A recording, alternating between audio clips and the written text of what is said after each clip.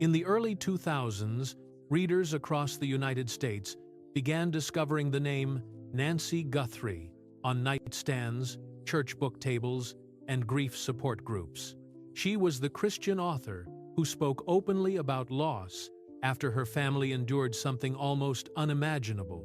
Nancy and her husband Todd lost two children, Hope and Gabriel, both born with a rare and fatal metabolic disorder called Zellweger syndrome. Their story became a quiet beacon for people trying to survive heartbreak. But inside that same home, another story was unfolding. For years, many people assumed Annie Guthrie, the daughter, growing up in the wake of that tragedy, must have been incredibly strong. After all, she was raised in a family known for faith, honesty, and resilience. Her mother helped millions put words to their grief. And yet, the truth was far more complicated. Because while the world saw a family that had turned unimaginable pain into purpose, Annie was quietly carrying struggles of her own struggles that even the people closest to her didn't fully understand at the time. So, what exactly was happening beneath the surface? What did Annie keep hidden for so many years? And why has Nancy Guthrie only recently begun speaking about parts of this story that the public never heard before? Here's the first thing we now know. For a significant stretch of her life, Annie was navigating deep emotional and mental challenges, many of them privately, without fully sharing what she was going through. Even within a loving and close family, the full picture didn't always come into view, which raises a difficult question. If Annie was surrounded by people who loved her deeply, what made it so hard for her to speak up? Before we continue, I'm curious about something. When you first heard the Guthrie family's story years ago, what part of it stayed with you the most? Let me know in the comments. Long before Annie Guthrie ever had to confront her own quiet struggles, she was growing up inside a family whose story had already touched thousands of people. Her mother, Nancy Guthrie, became widely known in Christian communities as a writer and speaker who talked openly about grief. Through books, conferences, and church gatherings across the United States, Nancy helped people find language for loss that often felt impossible to describe. Her words were thoughtful, grounded in faith, and deeply personal. But Nancy rarely told those stories alone. Her husband, Todd Guthrie, stood beside her through every season. Friends and colleagues have often described Todd as the steady presence in the background, calm, dependable, and unwavering, through years that tested the entire family in ways few parents ever experience. The heart of their story began with two children, Hope Guthrie and Gabriel Guthrie. Both were born with a rare and devastating metabolic disorder known as Zellweger syndrome. The condition affects the body's ability to break down certain fatty acids and typically leads to severe developmental complications. For most children diagnosed with it, life expectancy is tragically short. Hope lived for 199 days. Gabriel lived for 183. Those numbers appear often when Nancy has shared their story publicly, not because they define the children's lives, but because they quietly reveal how brief and how precious those lives were. In interviews and public talks over the years, Nancy has described the experience of walking with both children through fragile months filled with hospital visits, uncertainty, and the constant awareness that time might be painfully limited. Losing one child is something most parents can barely imagine. Losing two to the same rare condition reshaped the entire Guthrie family. In the years that followed, Nancy began writing about grief in a way that resonated with people far beyond her immediate community. Her books and speaking engagements gave voice to experiences many families felt but didn't know how to express. Readers who were navigating their own losses found comfort in the honesty of her words. Gradually, the Guthrie family story became known to thousands, then millions. But while the public saw a family whose faith had endured unimaginable loss, Annie Guthrie was growing up inside that story in a very different way. She was not the subject of those books. She was not the symbol of grief that people spoke about in conferences and church gatherings. She was simply a daughter growing up in a household that had already walked through extraordinary pain. For Annie, The memories of Hope and Gabriel existed more as stories than lived experiences. They were siblings she knew through photographs, conversations, and the lasting emotional imprint their short lives had left on the family. Their presence shaped the atmosphere of the home she grew up in, even though they were gone before she could form lasting memories with them. That kind of environment creates a complicated emotional landscape for any child. On one hand, Annie grew up in a home filled with love, honesty, and a deep awareness of what truly matters in life. On the other hand, the family's story had become something the outside world already felt connected to. Friends who knew Annie during those years often describe her in similar ways: warm, thoughtful, deeply considerate of other people, but also intensely private. She wasn't the kind of person who rushed to the center of attention. Instead, she listened carefully, observed quietly, and formed close relationships with people she trusted. Those qualities made her someone others often felt comfortable around. Yet there were moments when Annie would become very still, not withdrawn exactly, but quiet in a way that suggested she was processing something deeper beneath the surface. At the time, most people simply saw that as part of her personality. But looking back now, some of those moments take on a different meaning. Because when a child grows up in a family where grief has already become part of the public story, an important question quietly lingers in the background. What happens to the feelings that don't fit inside that larger narrative? And for Annie Guthrie, that question would eventually become impossible to ignore. As Annie Guthrie grew older, people who knew her began to notice qualities that made her quietly memorable. Friends often described her as creative, someone who saw the world through thoughtful details that others sometimes missed. She had a natural empathy for people around her, the kind of person who noticed when someone in the room seemed uneasy and would gently check in without making it a big moment. And those who spent time with her regularly say she was deeply loyal. If Annie cared about you, she showed up. In many ways, she reflected the best traits of both of her parents. From her mother, Nancy, she seemed to inherit a strong emotional intelligence. She had an instinct for understanding what others might be feeling, even when those feelings were not spoken out loud. From her father, Todd, she carried a quieter steadiness. Annie rarely reacted dramatically to things. Instead, she tended to absorb situations slowly, thinking through them before speaking. But growing up inside the Guthrie family also came with a very unusual kind of pressure. By the time Annie reached her teenage and young adult years, her family's story had become something far bigger than their home. Through books, church events, and public conversations about grief, Nancy Guthrie's experience of losing Hope and Gabriel had become a testimony for many people. To countless readers and listeners, the Guthries represented something powerful, a family whose faith had survived the worst kind of loss. That image was meaningful for many people. But for Annie, it could also feel complicated. Because while the world saw a symbol of faith and resilience, Annie was still simply trying to figure out who she was. She didn't want her life to exist only in the shadow of a story that had already been written. She wanted a life that belonged to her own voice, her own path, her own experiences that weren't always filtered through the lens of family tragedy. That search for identity created its own quiet obstacles. The first challenge was something many people never thought about.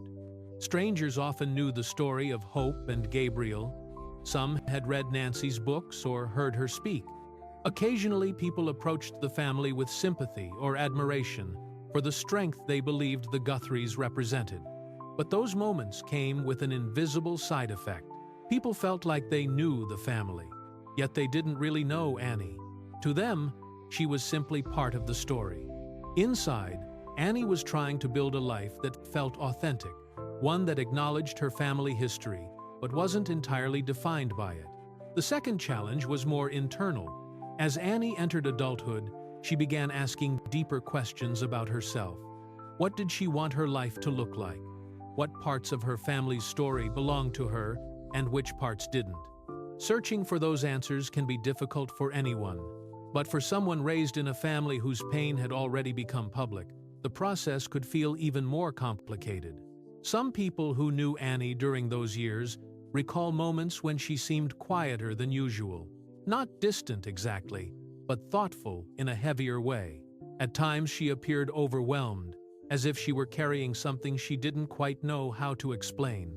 There were stretches when she pulled back slightly from social circles, periods when she seemed to be processing something deeply personal. Most people simply assumed she was going through the normal ups and downs of adulthood. Nothing about those moments appeared dramatic enough to raise alarms. But looking back now, a few friends have said those were likely the times Annie was wrestling with questions that felt far bigger than anyone realized. Questions about identity, about purpose, about how to hold her own emotions inside a family that had already endured so much. Because there was one important part of Annie's story that almost no one fully understood at the time. Something she had been carrying quietly for years. And the truth about that hidden struggle would eventually change how even the people closest to her saw the story of Annie Guthrie. As the years passed, Nancy Guthrie's voice began reaching far beyond the small circles where her story first started. What began as personal reflections about loss slowly turned into something much larger. Her books found their way into the hands of people who were trying to survive some of the hardest seasons of their lives. Titles like Holding On to Hope and What Grieving People Wish You Knew became familiar in grief support groups, churches, and counseling ministries across the country. In interviews and speaking events, Nancy often spoke with a calm honesty that resonated deeply with listeners. She didn't offer quick answers to suffering. Instead, she described grief as something that reshapes a person slowly, sometimes painfully, but not without meaning. Over time, she became more than just an author. Nancy Guthrie became a trusted voice for people navigating loss. She traveled frequently, speaking at conferences and ministry gatherings. Her work connected her with families who had experienced miscarriage, illness, sudden tragedy, and the countless forms grief can take. For many of those people, hearing someone speak openly about such deep pain was profoundly comforting. Millions of readers and listeners found encouragement in the Guthrie family's story. But as Nancy's public influence grew, the rhythm of life around the family also changed. Their calendar often included conferences, travel, ministry work, and interviews. Conversations about loss that once happened privately now took place on stages and in recorded conversations heard by thousands. For people outside the family, the Guthries represented something hopeful, a family that had endured unimaginable heartbreak and still held on to faith. Inside the home, life continued in quieter ways. Meals together, conversations at the table, ordinary routines that grounded them between public events and ministry commitments. And through all of it, Annie was there. She rarely stepped into the spotlight that surrounded her mother's work. Annie wasn't someone who sought public attention. Most of the time, she remained at the edges of the visible story. But that didn't mean she wasn't part of it. Those who knew the family say Annie was consistently supportive of her parents' work. She attended events when needed, encouraged the ministry behind the scenes, and remained present during the many seasons when Nancy's writing and speaking commitments filled the family schedule. Still, Annie's role in the story was usually quiet. While Nancy's voice carried across conference rooms and bookshelves, Annie continued building her own life away from most public attention. And in many ways, that seemed natural. Not every member of a family chooses the same path. Some people speak publicly, others contribute in quieter ways. For a long time, that balance appeared to work. But looking back now, some observers have begun to ask a difficult question. During all those years, when the Guthrie family story was helping so many other people, what was Annie experiencing privately? What struggles might have been unfolding behind the scenes, struggles that didn't fit easily into the hopeful narrative the public had come to know? Even more challenging is another question that has surfaced more recently. Nancy Guthrie has spent decades sitting with people in their deepest moments of grief. She has listened to stories of loss that most people could hardly imagine. Her entire ministry has centered around understanding pain and helping others face it honestly. So how could someone with that level of compassion and insight not immediately recognize that her own daughter might be struggling? The answer, as it turns out, is far more human and far more complicated than anyone first realized. For a long time, the public understanding of Annie Guthrie's life remained simple. She was the daughter in a family that had endured enormous loss and somehow transformed that grief into something meaningful for others. But as new reflections and conversations began to surface, a deeper layer of Annie's story slowly came into view.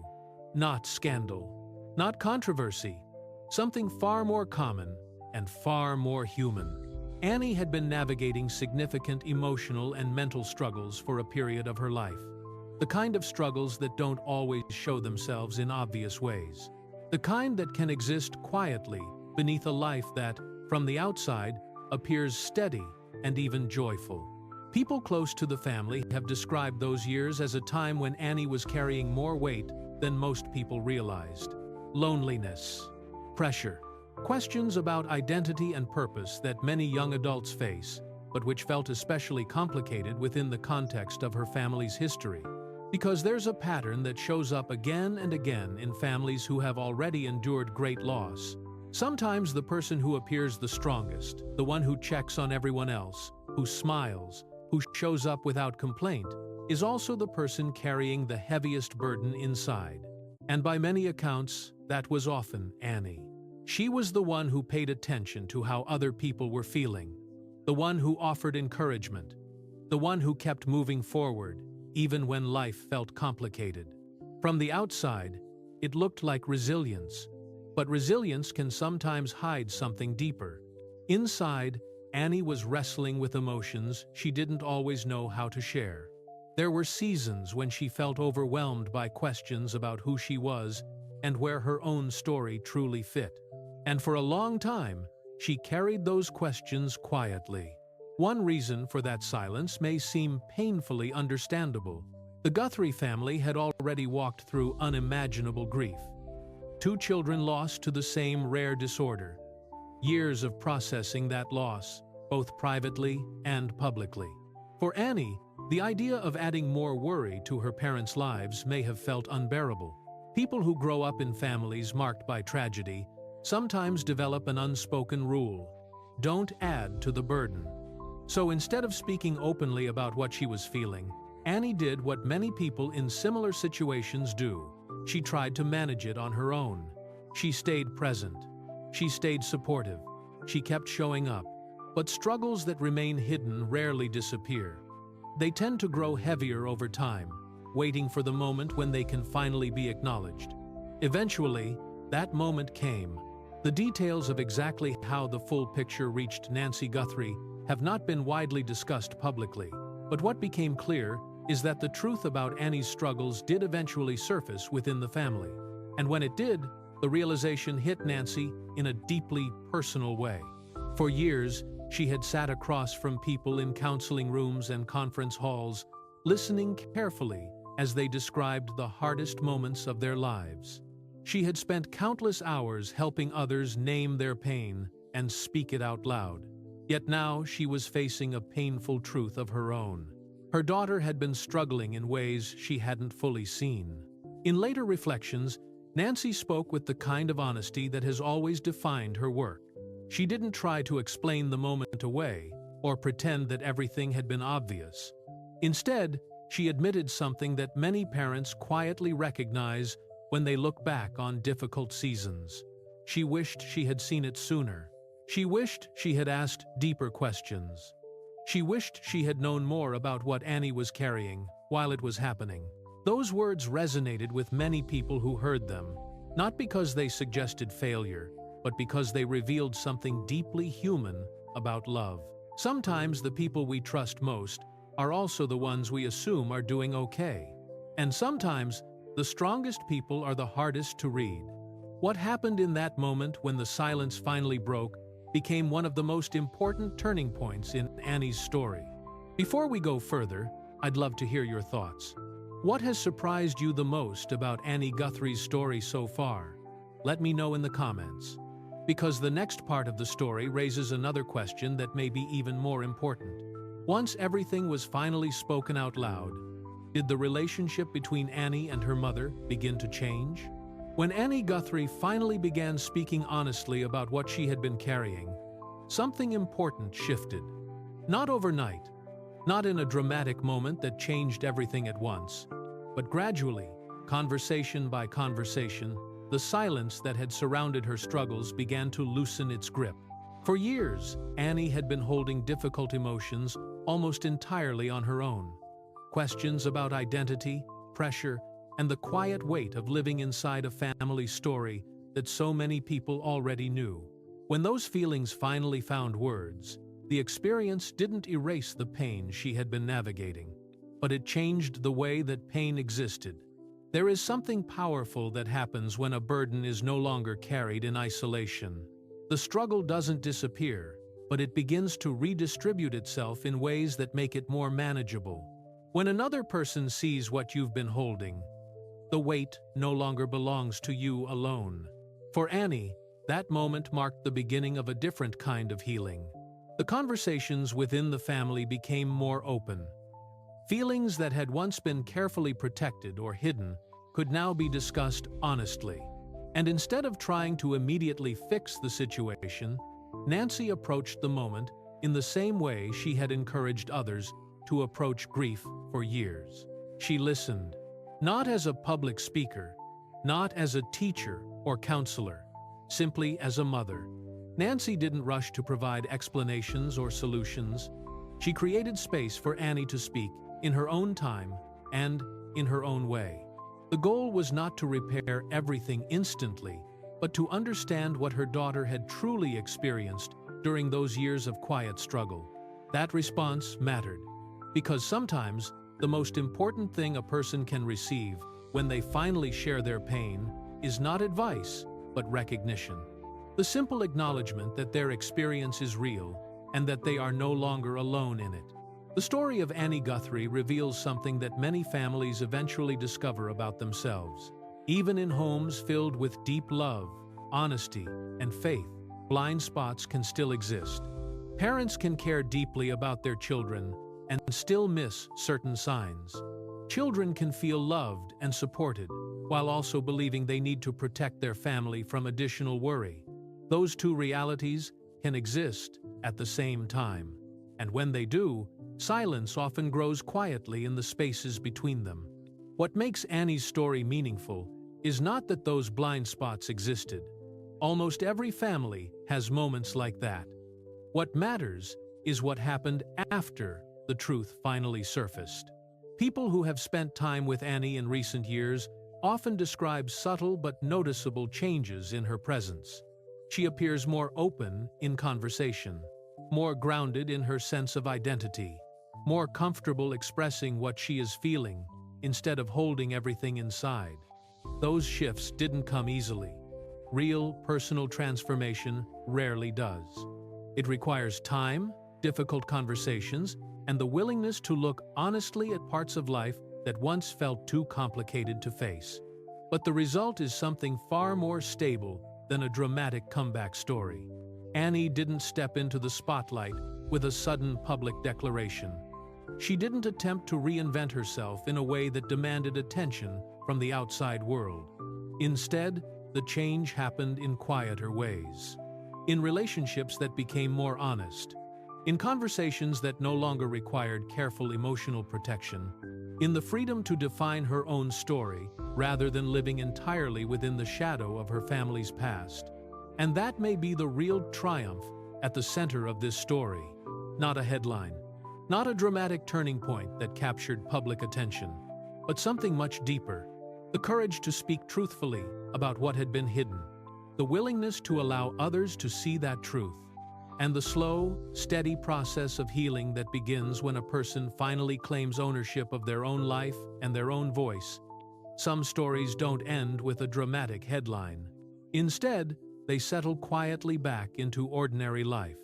Imagine a normal morning in a family home, the kind where the day begins without cameras, microphones, or an audience. Coffee on the counter. Someone asking how everyone slept. A conversation at the table that isn't carefully rehearsed. Or maybe it's something even simpler. A phone call where someone finally says what they've been holding inside. A moment where listening matters more than fixing. A moment where honesty replaces silence. For families like the Guthries, the most important parts of the story don't happen in public spaces. They happen in these smaller, quieter moments, where people choose to keep showing up for each other. That's why Annie Guthrie's story isn't really about scandal or shocking revelations. It's about something far more familiar. Invisible pain that many people carry without anyone noticing. The courage it takes to finally speak about what hurts. And the kind of love that learns, sometimes slowly, how to truly listen. Because in the end, the most meaningful transformations rarely look dramatic from the outside. They unfold quietly, through conversations, through patience, and through the simple act of being known. Sometimes the bravest thing a person can do is simply tell the truth about how they've been hurting. If Annie Guthrie's story touched you even a little, leave a comment as a quiet tribute to people who carry their struggles silently.